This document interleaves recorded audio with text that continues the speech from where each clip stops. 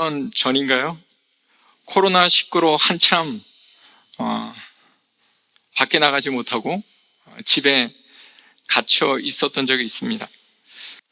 그렇게 한참 가만히 집에 있다가 이러면 안 되겠다, 그래도 뭔가를 해야 되겠다 하는 생각에 가라지에 가서 가라지 정리를 하기 시작했습니다.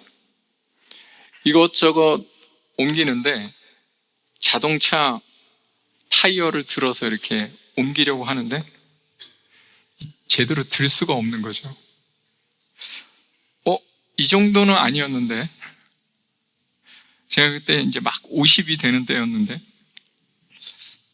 아니 어떻게 타이어를 이렇게 쌓는 이거를 못하지? 지금이야 당연히 그 정도는 정말 아무것도 아니지만, 머릿속에 어떤 생각이 들었냐면, 내가 60이 되면 대체 어떨까? 하는 생각이 스쳐 지나갔습니다. 그래서 좀 쉬운 걸 하자. 삽을 들고 뒤뜰로 가서 땅을 좀 정리하는 그런 작업을 했습니다. 쓰레기통이 이렇게 약간 기울어져 있었는데 그 땅을 좀 파가지고 쓰레기통을 좀 제대로 놓으려고 땅을 팠는데 너무 힘든 거예요. 숨이 턱까지 차올라서 하다가 삽을 옆에 놓고 주저앉았습니다. 그리고 정말 뼈저리게 어떤 생각을 했냐면, 내가 몇 달 동안 편하게 방구석에 앉아 있었는데 이게 내가 편하고 좋은 게 아니라 내 몸이 서서히 망가지는 거였구나, 내 몸이 쇠퇴하고 있었구나 라는 것을 느꼈습니다. 가만히 있으면 안 되겠다. 아무것도 안 하고 있다가는 정말 아무것도 못 하겠구나. 움직여야 되겠다, 뭔가라도 해야 되겠다 하는 생각을 했습니다. 그렇습니다. 계속 움직이지 않으면 우리 몸은 점점 더 기능이 쇠퇴합니다. 계속 움직이고 운동하며 더 많은 것을 들 수 있고 더 많은 일을 할 수 있는 겁니다. 물론 하나님이 허락하신 자연의 법칙을 거스르며 엄청난 일은 할 수 없을지 몰라도 몸을 건강하게 움직여서 더 많은 일을 할 수 있다는 사실을 좀 기억하면 좋겠습니다. 요즘 100세 시대라고 하지 않습니까?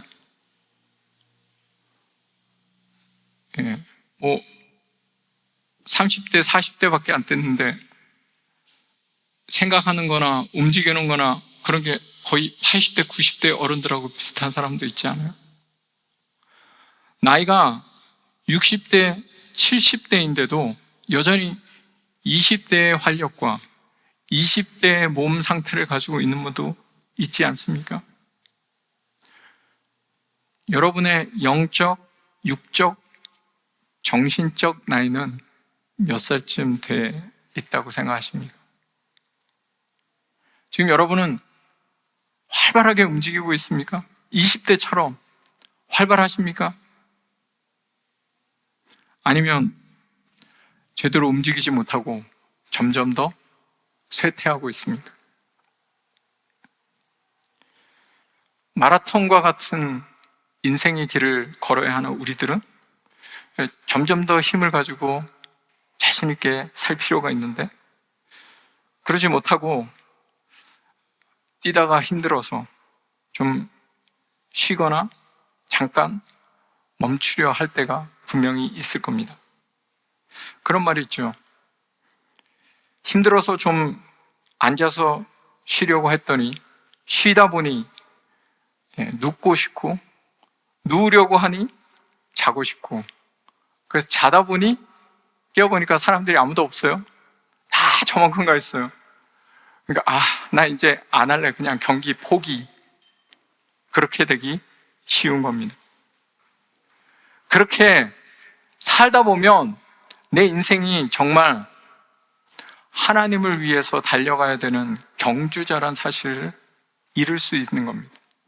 내가 왜 오늘을 살아야 하는지 인생의 의미를 잃고 방황하기 쉬운 겁니다. 중간에 멈추지 않고 분명한 목표를 가지고 하나님의 인도하심을 따라 천천히라도 계속하는 게 가장 좋겠지만, 인생길을 가다 보면 돌부리에 걸려 넘어질 수 있고 잠깐 멈추는 일이 생길 수밖에 없습니다. 그렇다고 한다면 어떻게 다시 일어나서 어떻게 다시 잘 걸어갈 수 있을지, 뛰어갈 수 있을지 우리는 알아야 합니다. 어떻게 다시 일어나 달려갈 수 있을까요? 어떻게 회복을 통해서 다시 시작할 수 있을까요? 오늘 말씀을 통해서 생각해 보려고 합니다. 성전 건축을 하다가 중단됐어요. 근데 그것을 다시 시작합니다. 어떻게 다시 시작했는지를 보면서 우리 인생에 힘들어서 잠깐 쉬었다가 다시 달려가려고 할 때 이 말씀에 힘을 얻어서 다시 시작할 수 있는 우리 모두가 되길 바랍니다. 자, 본문 1절, 2절 우리 같이 읽겠습니다. 1절, 2절 같이 읽습니다. 선지자들 곧 선지자 학개와 id도의 손자 스가랴가 이스라엘의 하나님의 이름으로 유다와 예루살렘에 거주하는 유다 사람들에게 예언하였더니, 이에 스알디엘의 아들 수룹바벨과 요사닥의 아들 예수아가 일어나 예루살렘에 있던 하나님의 성전을 다시 건축하기 시작하며 하나님의 선지자들이 함께 있어 그들을 돕더니, 공사가 어떻게 다시 시작되었죠? 결정적인 계기가 선지자들이 예언을 했다라는 겁니다. 이제 다시 성전을 지어야 된다라고 선지자들이 예언했습니다. 이 말에는 두 가지 중요한 의미가 담겨 있습니다. 하나는 하나님이 성전 공사를 시작하라고 말씀해 주신 겁니다. 전적으로 하나님이 시작하신 겁니다.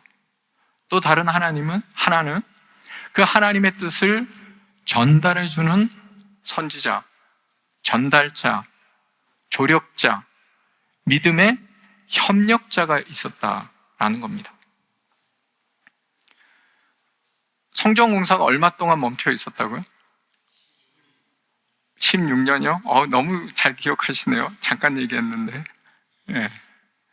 연상 기법이 참 도움이 되는 것 같아요. 창립 16주년, 16년 동안 공사가 중단되었습니다. 꽤 오랜 기간이죠. 근데 왜 하필 16년 중단됐을까요? 성전공사 빨리 하라고 그 전에도 얘기할 수 있었을 텐데 왜 하필 이때까지 있었을까요? 시간은 하나님이 정하십니다. 우리는 주로 우리가 시간을 정하고 싶습니다. 우리가 뭔가를 결정하고 싶어요. 그래서 하나님께 뭐라고 기도하냐면, 하나님 지금 당장 해달라고, 하나님 이걸 해달라고 얘기합니다. 그거는 우리가 할 게 아니라 하나님이 정하시는 겁니다. 하나님의 때에 하나님의 방법으로 하나님이 하시는 거예요. 그걸 하나님께 맡기지 않고 우리가 뭔가를 해보려고 할 때가 많은 거죠. 그렇게 하면 안 된다라는 것을 철저히 경험한 사람이 모세입니다. 그는 이스라엘 백성들을 구원하고 싶었어요. 내 백성들을 구원하고 싶었어요. 그래서 언제 하고 싶었냐면, 왕궁에 들어가 최고의 교육을 받고 권력이 있을 때 왕자라는 최고의 모습으로 뭔가를 해보고 싶었어요. 그래서 노력했는데 안 됐죠. 오히려 그 노력이 철저히 실패합니다. 도망자가 되었어요. 광야에서 80세가 되어서 이제는 정말 힘도 없고 권력도 없고 나를 믿어주는 사람도 없고 따르는 사람도 없고 철저히 저무는 쓸쓸한 황혼을 바라봐야 되는 그 나이에 하나님이 부르십니다. 이제 일하라고.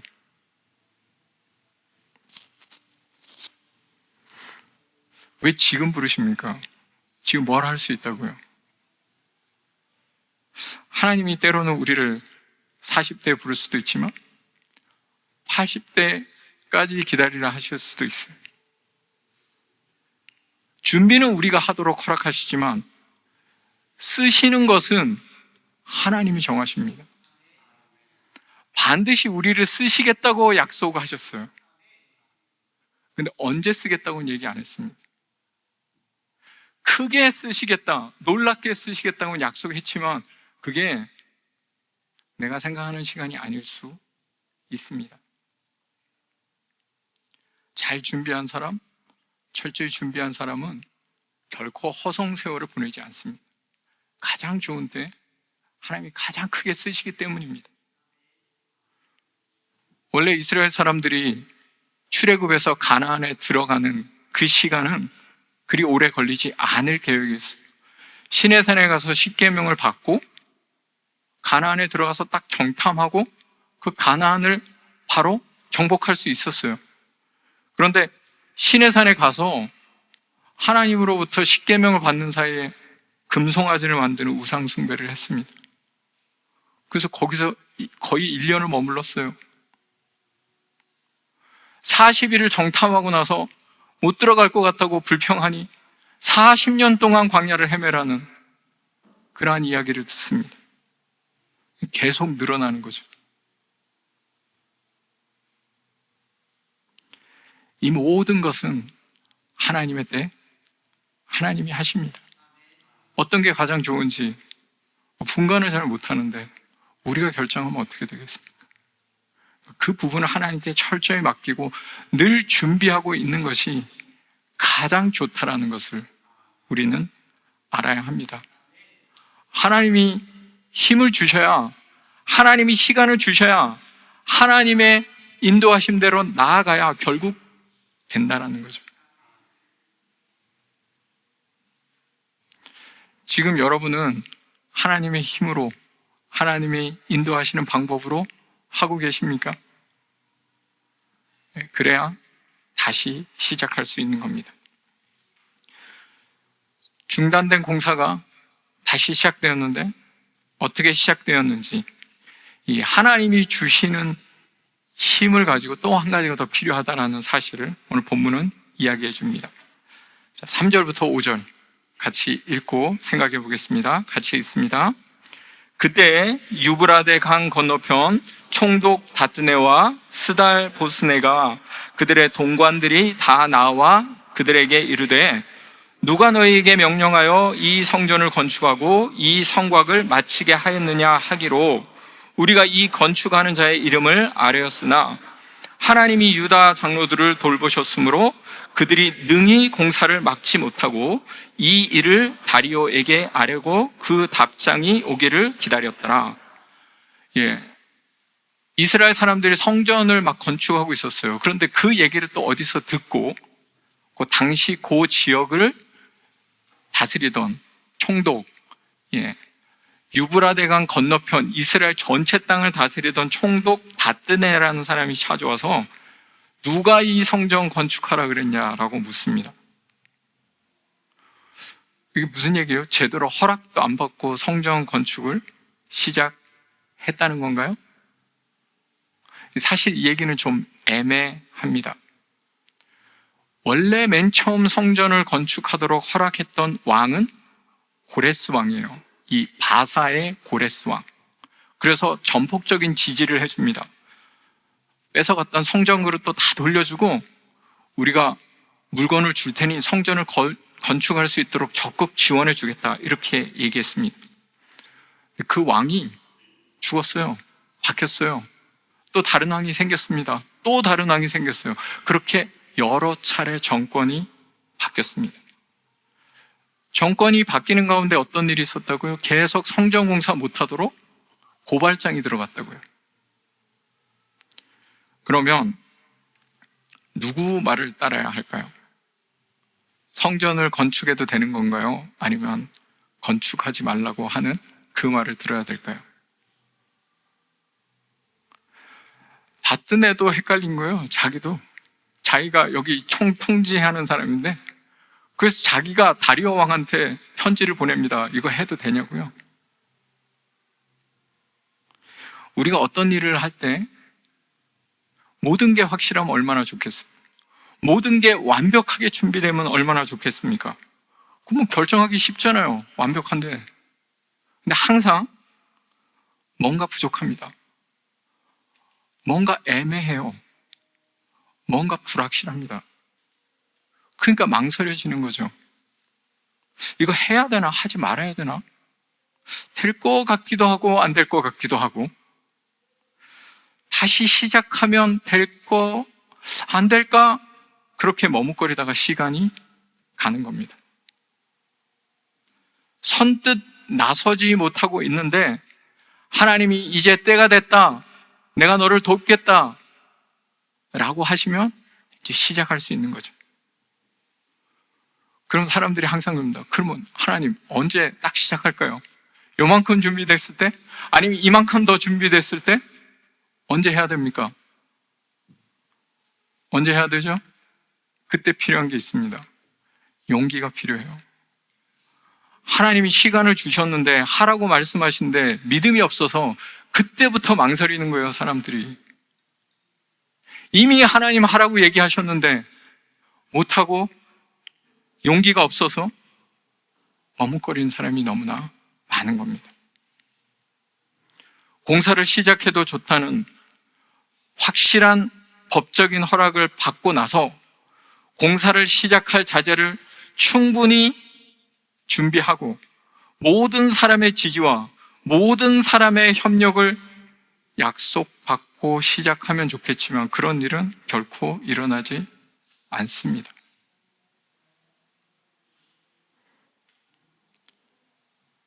준비 안 된 상태에서, 준비가 부족한 상태에서 시작하는 겁니다.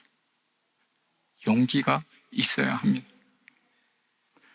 아니, 다 준비돼도 용기가 없는 사람은 걱정과 염려와 근심이 못하게 합니다. 법적 허락이 났는데 이 서류가 혹시 가짜면 어떻게 하지? 지금이야 공사할 자재가 충분하지만 자재 운송에 문제가 생겨서 나중에 끊기면 어떡하지? 일하던 사람이 파업을 하면 일을 못할 텐데 그러면 어떡하지? 온갖 걱정과 염려가 결국 그 사람이 일을 하지 못할 핑계를 제공할 수도 있는 겁니다. 누가 용기를 낼 수 있을까요? 하나님이 해 주신다고 믿는 사람이 용기를 내는 겁니다. 하나님이 안 해준다고 생각하면 용기가 안 나죠. 그런데 하나님이 해준다고 믿는 사람은 용기를 낼 수 있는 겁니다. 성경에 하나님이 얼마나 많은 시간 얘기합니까? 강하고 담대하라. 두려워하지 말라. 놀라지 말라. 내가 어디로 가든지 내가 함께 하겠다. 나는 너의 하나님이다. 그렇게 말씀하십니다. 여러분, 그 하나님을 믿습니까? 그 하나님 여러분을 도와주실 것을 여러분 확신하십니까? 네. 그렇게 말하시는 분 용기가 나요. 근데 하나님이 도와주다가 나를 안 도와주면 어떡하지? 이게 하나님의 확신이 아니면 어떡하지? 그런 온갖 염려를 가진 사람은 용기가 안 나는 거죠. 성경을 읽어보십시오. 하나님은 우리에게 용기를 가지라고 말합니다. 그 용기가 우리 모두에게 있기를 간절히 소망합니다. 그렇게 해서 성전 공사를 재개하고 있는데 이제 마지막 본문 6절하고 17절 말씀 살펴보려고 합니다. 이 부분은 뭐냐면요, 총독인 다뜨네가 다리오 왕에게 써보낸 편지 내용입니다. 이 편지가 왜 중요하냐? 지금 막 다시 공사를 시작했는데 공사를 못하게 할 수 있잖아요. 이 편지 내용에 따라서 이제 다시 시작하는 공사를 아예 못하게 할 수 있는 그러한 상황이 될 수 있는 겁니다. 이 편지가 어떤지 한번 살펴봅시다. 자, 먼저 6절 같이 읽겠습니다. 유브라데 강 건너편 총독 다뜨네와 스살 보네스와 그들의 동관인 유브라데 강 건너편 아바삭 사람이 다리오 왕에게 올린 글의 초본은 이러하니라. 17절입니다. 이제 왕께서 좋게 여기시거든 바벨론에서 왕의 보물 정각에서 조사하사 과연 고레스 왕이 조서를 내려 하나님의 이 성전을 예루살렘에 다시 건축하라 하셨는지 보시고 왕은 이 일에 대하여 왕의 기쁘신 뜻을 우리에게 보이소서 하였더라. 자, 편지 내용을 앞뒤만 읽었습니다. 중간의 내용을 건너뛰었는데 중간 내용이 궁금하신 분은 지금 성경을 읽어보십시오. 그 내용을 요약하면 이렇습니다. 지금 이스라엘 사람들이 성전 건축을 하고 있는데 아니 이 성전 건축 누가 하라고 했느냐라고 물어봤더니 그 사람들이 이렇게 대답을 하더래요.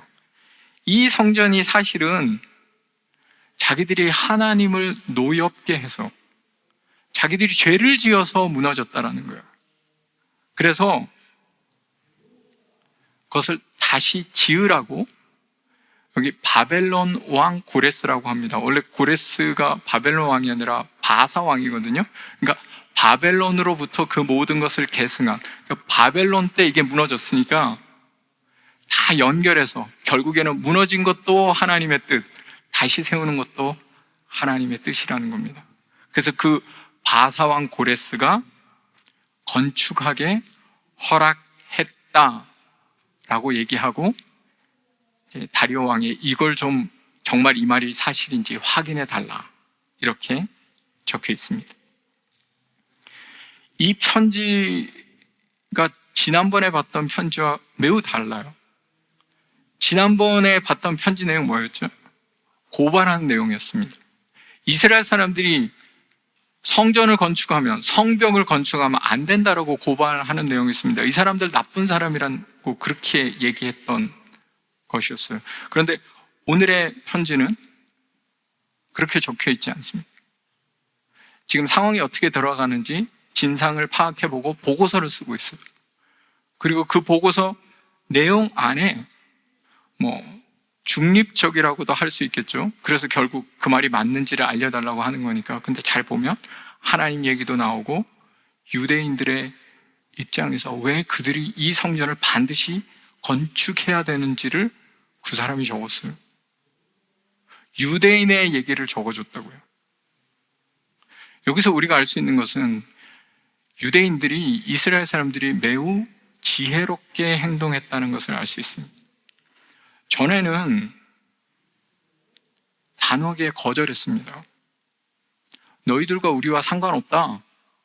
너희들하고 우리하고는 아무것도 아니니까 하고 딱 거절하니까 화가 나갖고 막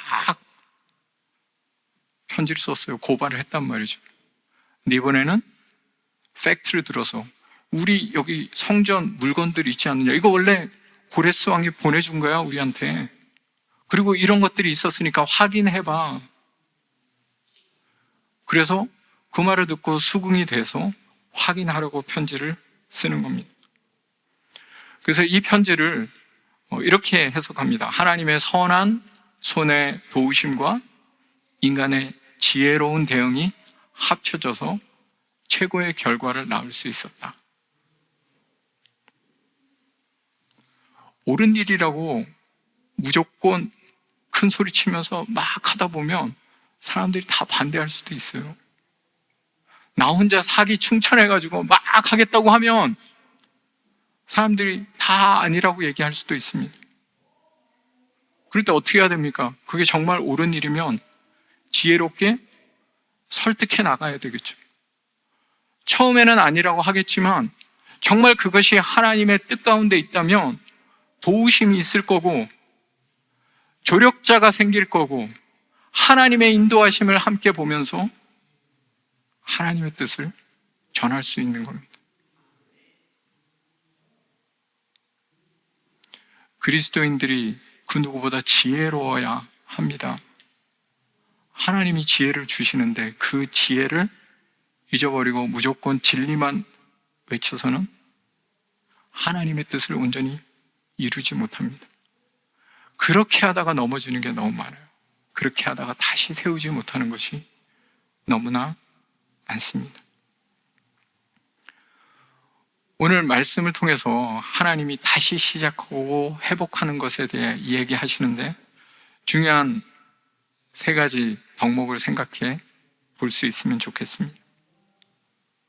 뭔가를 다시 시작한다는 것은 분명히 쉽지 않습니다.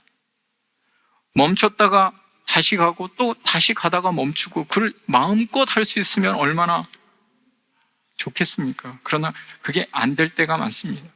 주저앉아서 다시 시작하기 어려울 때가 있습니다. 어떻게 다시 일어날 수 있을까요? 하나님이 도와주셔야 합니다. 하나님의 은혜가 있어야 되고 하나님의 도우심이 있을 때 비로소 힘을 얻는 거예요, 우리가. 그 힘을 항상 구하며 나아가야 하는 겁니다. 하나님 힘을 주시는데 그 다음 중요한 게 뭐냐면 응답을 잘해야 되죠. 용기를 가져야 됩니다. 하나님은 하라고 하는데 맨날 겁먹고 언제 할까요? 좀 더 확실해지면 할게요. 그 다음에 할게요. 아직도 기다리고 아직도 다음에 기회를 생각하고 그렇게 시간을 보내다 보면 타이밍을 놓치는 경우가 많습니다. 그때 할 걸, 그때가 더 좋았네 하게 된다는 겁니다. 한 가지 더 지혜롭게 해야 합니다. 무턱대고 하다 보면 넘어질 일이 또 생깁니다. 왜 넘어졌어요? 이유가 있을 거 아닙니까? 똑같은 실수를 반복해서는 안 되죠. 이렇게 해서 넘어졌으면 이제는 그렇게 하지 말아야죠. 신발이 미끄러워서 넘어졌으면 신발 갈아 신고 뛰어야지, 똑같은 신발 신고 뛰겠다고 하는 것은 미련한 겁니다. 하나님이 주시는 힘과 용기와 지혜를 가지고 늘 마음을 새롭게 함으로 변화를 받아 하나님의 뜻을 감당할 수 있는 우리 모두가 되기를 간절히 소망합니다.